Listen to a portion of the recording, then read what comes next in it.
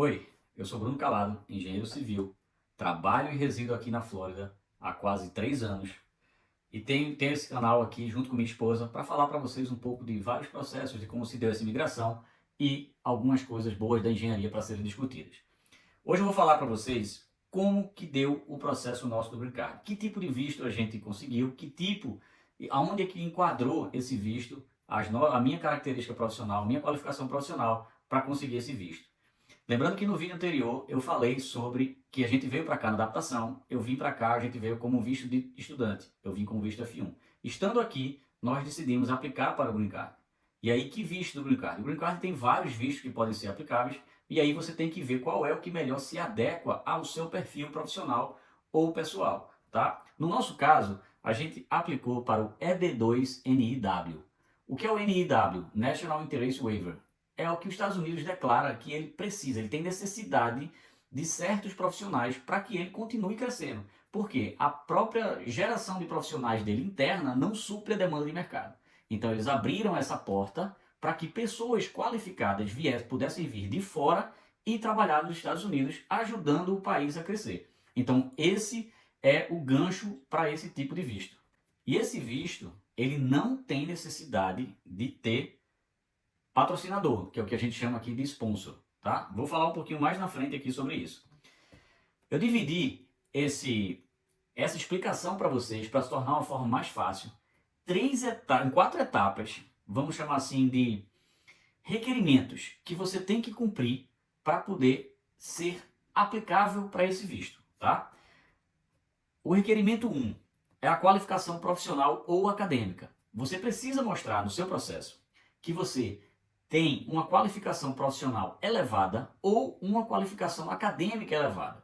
Uma qualificação profissional elevada, como é que você vai comprovar isso? Com declarações, com cartas, com registro de que você já trabalha naquela área há um certo tempo, que justifique você ter uma específica expertise naquele setor que você trabalha. Academicamente, o diploma de graduação, diploma de especialização, diploma de mestrado, diploma de doutorado. Então tem que ter um alta formação, vamos dizer assim, que é o que ele chama de habilidades avançadas. Ou você tem um diploma de formação alto, ou você tem habilidades avançadas. Lembrando que tudo isso tem que ser comprovado. O diploma, você vai pegar o diploma e você vai comprovar com o diploma. E profissionalmente você pode ter documentos que justifiquem, que provem que você tem aquela expertise que você fala, tá? O requisito 2. No requisito 2, você precisa provar que você desenvolveu no Brasil, por exemplo, atividades profissionais que são relevantes para o país e que você está trazendo isso para os Estados Unidos. Você vai trazer essa expertise para os Estados Unidos. Então você precisa ser qualificável para esse item também. Mostrar para os Estados Unidos que o seu trabalho, o que você desenvolve, é importante para os Estados Unidos. Seja ele de qualquer área, mas você precisa mostrar que é relevante, que isso vai somar aos Estados Unidos, que vai ajudar os Estados Unidos a continuar o crescimento dele, tá? Um outro ponto importante nesse item é que esse requisito, ele precisa mostrar que ele tem um impacto positivo nos Estados Unidos, tá?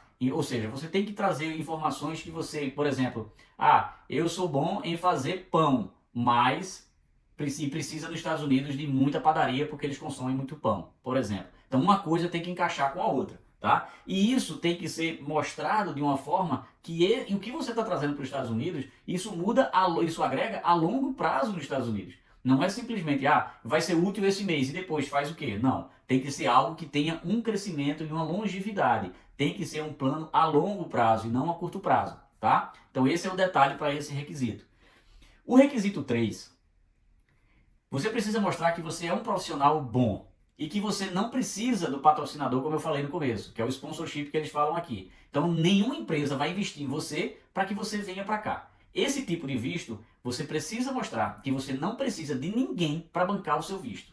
De que forma você faz isso? Você precisa mostrar que é a sua profissão e que você tem condições de receber propostas de emprego nos Estados Unidos e trabalhar nos Estados Unidos independente. Ou seja, você não vai ter a necessidade de ter alguém financiando o seu visto e você vai chegar aqui, você vai ter plataformas, por exemplo. Como é que você comprova isso? Você tem plataforma de de busca de emprego aqui nos Estados Unidos, você faz o seu perfil lá, então você começa a receber propostas porque aquelas empresas e aqueles profissionais de recrutamento entendem, por exemplo, que o seu currículo ele é desejável aqui nos Estados Unidos. Então, de repente, ali começa a ter uma conversa e aí você começa a receber propostas. Então, essas propostas, o mercado americano já está dizendo: eu entendo que você tem qualificação para trabalhar aqui, tá? Então, isso ajuda também nesse processo. Então, são ofertas abertas do mercado. Você não necessariamente está vindo para trabalhar para uma empresa. Você precisa mostrar que você tem condições de receber proposta de emprego estando de forma aberta no mercado, tá? A evidência 4, o passo 4, o requisito 4. Você precisa mostrar as evidências de que tudo que você diz sobre a sua experiência profissional e a sua expertise acadêmica, elas são reais. Então você precisa provar para os Estados Unidos que tudo que você fala no seu currículo, por exemplo, é comprovado. E justifique tudo isso que você descreve nesse processo do EB2-NIW. Como é que você faz isso? Cartas de recomendação é um passo. Então, você vai ter carta de recomendação de um professor de pós-graduação, por exemplo, que você fez, porque você precisa de uma formação acadêmica avançada. Você vai ter carta de recomendação de empresas que você trabalhou. Você pode ter carta de recomendação de políticos, por exemplo, porque a área política ela tem um grande peso, de repente, na relação. Você vai ter cartas de diversas áreas que você pode, de ONGs que você trabalha também, isso conta. Então, todas as áreas que você possa angariar cartas, mas desde que isso tenha uma sequência lógica no seu processo. Não é de qualquer jeito, tá?